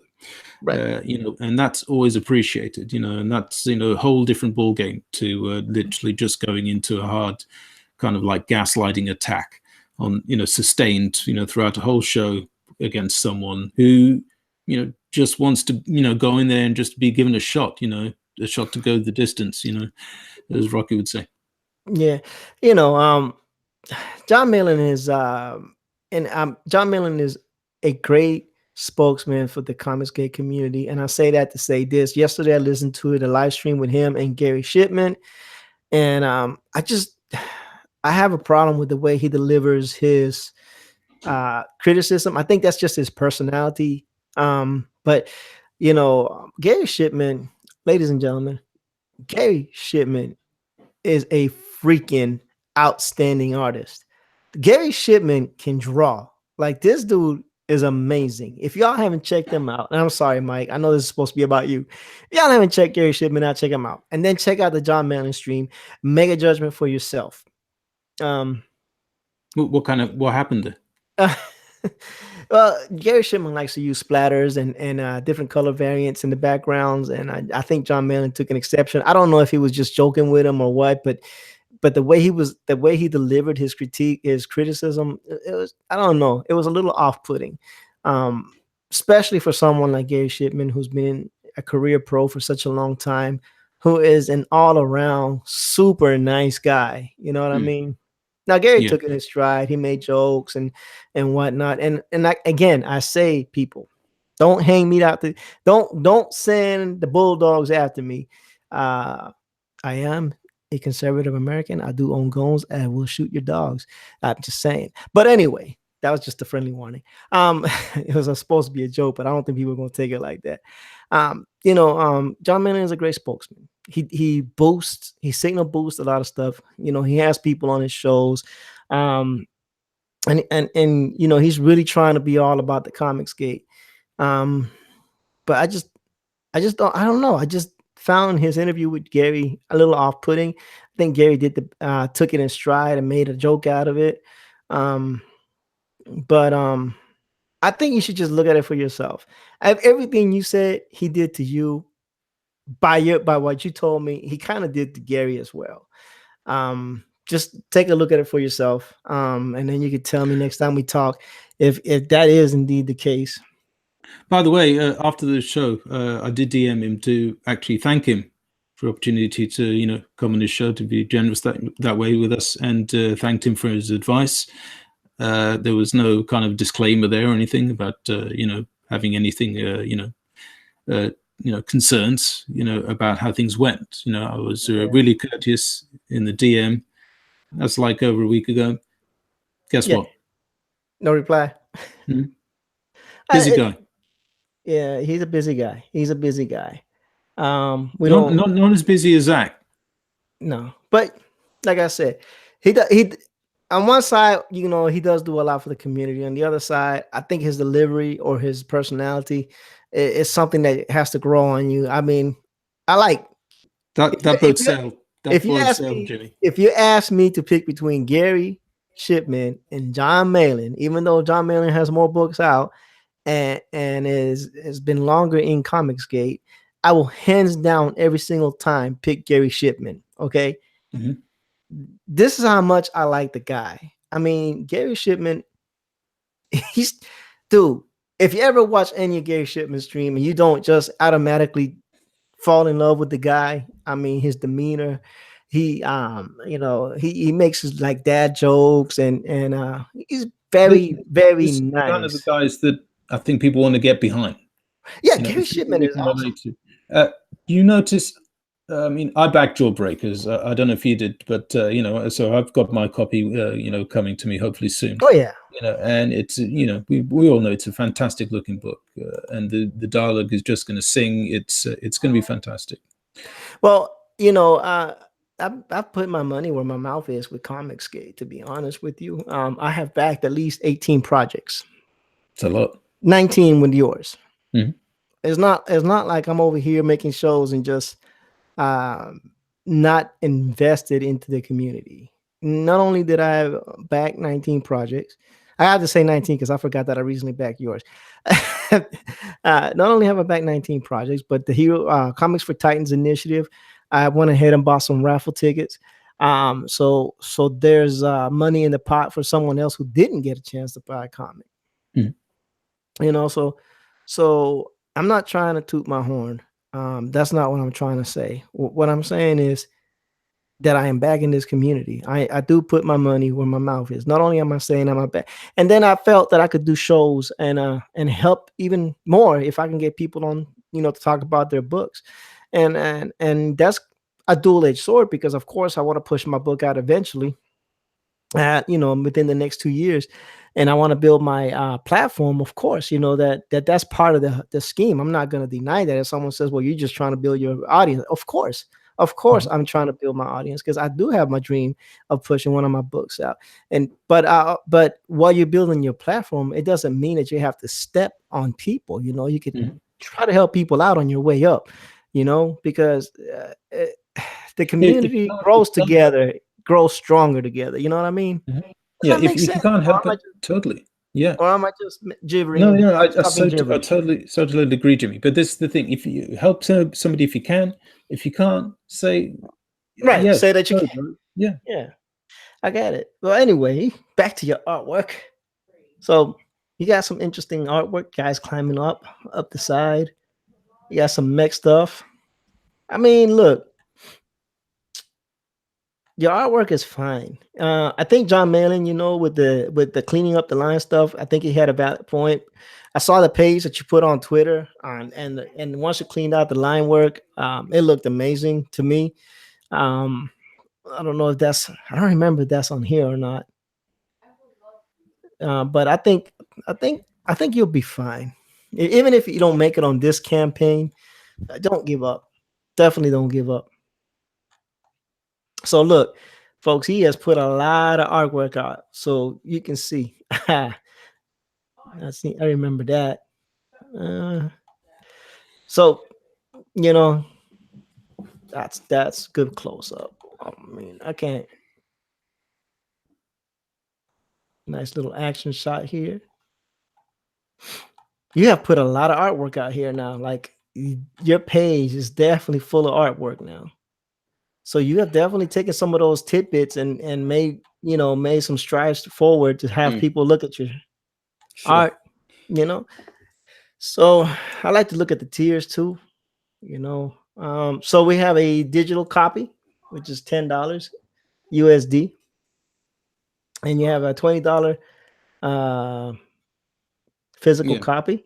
You have a 25 physical copy signed. That's nice. And you have a $30 signed copy. What's the difference between a 25 and a 30? Let's see. Oh, 8x2 metal bookmark. Yeah, I thought that was pretty nice. Oops, I almost bought your book again.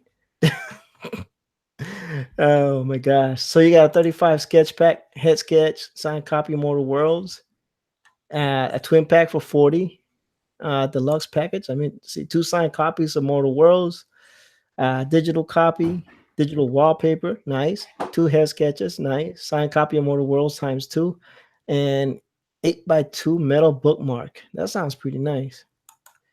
Then you got the $100 package, which is a digital copy, digital wallpaper, head sketch, concept art sketchbook, and two more items, which is, geez, Louise, signed copy and 8x2 metal bookmark. Keeps if anybody has some suggestions as well, perks that they'd like to see on there, we'd happy to hear from them as well. right. And all of Michael's details are in the description below. His Twitter, um, and his Indiegogo. You can always also leave comments in this comment section, and I would definitely be more than happy to relay the information with Mike. Mike knows that I am not afraid to use the Twitter to contact him. Anytime. Because I definitely do. Unwanted or wanted sometimes. I don't know. I don't mean to be a pain.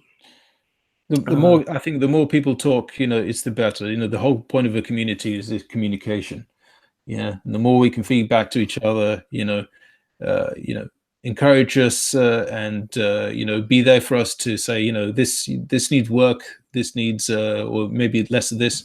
We're all big enough, and we can all, we can deal with it. And we can apply what we want, and maybe disregard what we want. But the point is that not to live in an echo chamber. It's to make sure Right. that people can actually feed back to you honestly. Right. And that's important. And like I said, if you can grow the community together and grow it strong together, that's awesome. I do feel kind of bad, that you are not having the greatest experience right now, with your Indiegogo and with the What's with the crazy, Jimmy? what's that, sir? It's that it is still a great experience. It's like it's like an adventure. Like a movie. Like you're going. Like these hero's journey type movies. Right. and I'm not painting myself out to be any kind of hero, but the experiences that we've been having, it's like, wow, what is this? I was expecting it to be like a cakewalk. This is the absolute challenge every step of the way. You never know what's going to come up from around the corner. You know, uh, you know, you got to be ready for anything. To take the ball and run with it in any given moment. And every single step of the way, you keep pushing forward. You can't let up. Once you've got a campaign running, they're not kidding when they say you are absolutely committed. Every single waking hour that you have, a waking second, you should be thinking, how can I get my stuff promoted? How can I get my stuff out there in front of people? How can I listen to people better to ensure that to give them every chance to say, yeah, I'm going to lay down for that. I'm going to lay down some bucks for this. This sounds like my kind of thing. So anybody thinking about getting in there, I'm not going to say no, don't do it, because I had some bad points to the journey. It's like, no, you go for it, but just be forewarned and be ready. And you believe in your work enough, you take whatever route you want, and best of luck to you. And that's a great point that you make, folks. Dreams come with hard work. Dreams come with hard work. Success comes with hard work. And Michael makes a great and excellent point.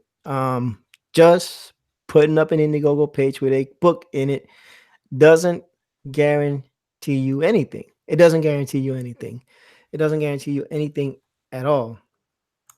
And you have to do things like go on streams, find and especially someone like me that works 8 hours a day and then comes home.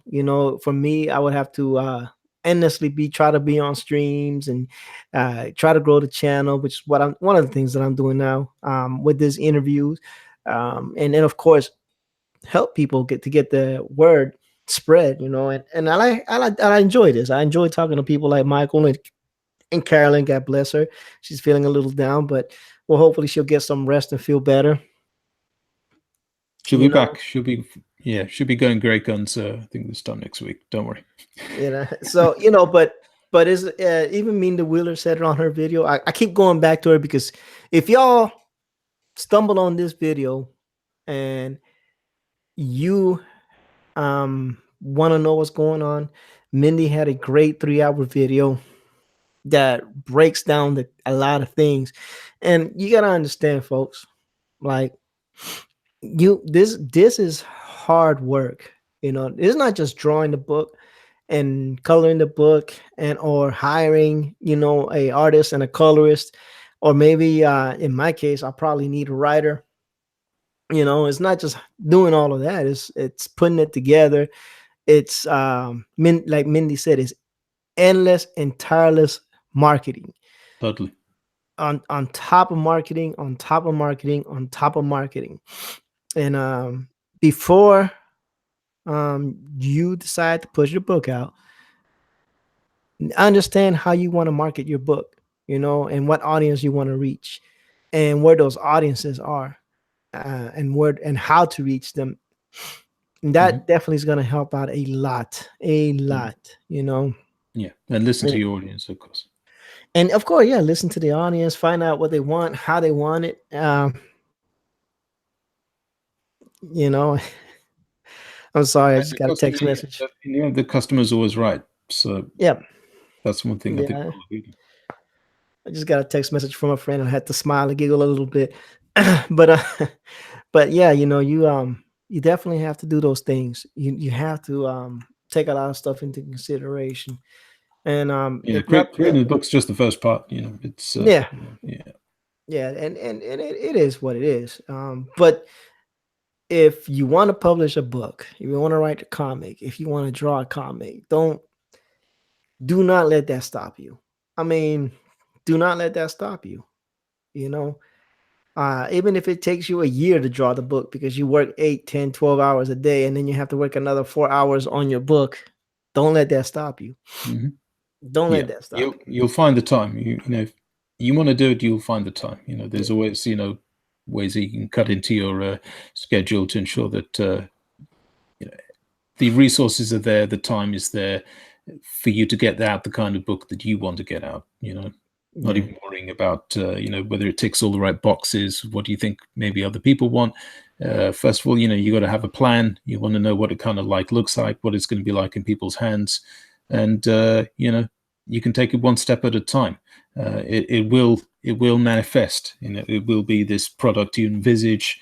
And for people like who are creators, it's almost like a holy object. I think to us, it's something that may mean the world to you, but and it'd be great if it means the world to others. The best you can do is just give as much justice to that as possible. In the end, the consumer gets to decide whether they want in or not. Right. And it's a process. It's a process. Yeah. I go back to Critias. He had to put his campaign up twice before he was able to get fully funded. But he didn't give up. He kept moving forward. Yeah, you can't give up because definitely we'd never seen anything that we really enjoyed in any point in our lives if people hadn't stuck at it. So, whether it be in movies, comics, whatever medium is your thing, you can be guaranteed that whatever it is that you enjoy so much in there, those people had to stick at it, and they worked and worked and promoted and never stopped until they got to where they needed to be. They got in under the right eyes, in front of the right eyes. Someone said, "Oh yeah, I get this," or "I believe in this," or "I believe in you," whatever it is, and we will publish this, or we will support this. You just need to persevere. Yep, indeed. Indeed. Well, Michael, you have anything else you want to add before we wrap this up? Thanks. Please do. Anyone listening to this would really be interested in your thoughts. Of course, you can hit me up at Michael_Anden on Twitter, or you can drop me a comment at Channel 0X on YouTube. Love to hear anything you think. Please, and you got any questions, do my best to answer them. I'll read everything and respond to anyone. Thanks. Thank you. And we all wish and hope that Carolyn recovers quickly and well. Bronchitis is not a joke. No. Yeah, she was quite, she was kind of surprised when the doctor actually told her, you realize, what you got. So yeah, she was, this is kind of serious, isn't it? Yeah. So yes. Take care of it, and don't get out there and put yourself, at risk, because you've got to nurse it properly. Indeed. So I do hope she feels well. For those of you that were here live, please don't forget to like and subscribe. If you like what Michael Anden is talking about, go to his channel, like and subscribe. If you want to hear more about what his experiences have been, don't forget to tune into his channel tomorrow at you said 8:00 Eastern Standard Time. Mm-hmm. And so you can listen to him and see what for yourself what he's been through. I'm gonna definitely try to tune in. If everything works out, I'll try to tune in and see what's going on. Then give you a little bit of support, since you do support me. That's the least I can do. As far as anything else, if don't forget to go to Mortal Worlds, check it out. If you want to know more about the story, please go check out the first interview we did. Michael and Carolyn were delightful. They went in depth into the story. It was amazing. I'm telling y'all missing something if you haven't seen it yet. Oh, can I just before I go also, can I just mention there's a couple of other guys. There's Lewis Michael, who's generous enough to have us on his show last week as well. And he had a book, I think, out. It was called Chromosome 96. I'm not sure if it reached its goal, but it was a great looking book. He's going to keep at it, getting out there. But he's got a great line of videos and a great stream to join in as well. He is a European comic skater. I believe he's based from England as well. And also there is a comic still funding on Indiegogo called Down Nation of the West, and I truly recommend that people check that out as well. If you're into your kind of urban horror, then that's certainly my kind of thing. It could be right up your street. So please support if it does it for you. And and any feedback to these guys, I think they'd appreciate as well. Sounds amazing. Yeah, talked to Lewis the other day. I went ahead and sub to his channel. Mhm. So yeah, I'm trying to support everybody and Yeah, it's a good guy. hopefully get supported back as well. Mhm. See what's going on. Well, ladies and gentlemen, this has been ERT's Arts. My name is Jimmy. Thank you all for joining us. Please, as I stated before, if you like these kind of content, like and share. If you have any comments for me or Michael or any of the guests, please leave comments in the comment sections. I'll be definitely be more than happy to engage you in the comment sections. And if you have any suggestions or any other people you wish to come on, or if you yourself wish to come on, please hit me up. All my information will be in the description as well. I hope everybody has a wonderful evening. God bless y'all and good night.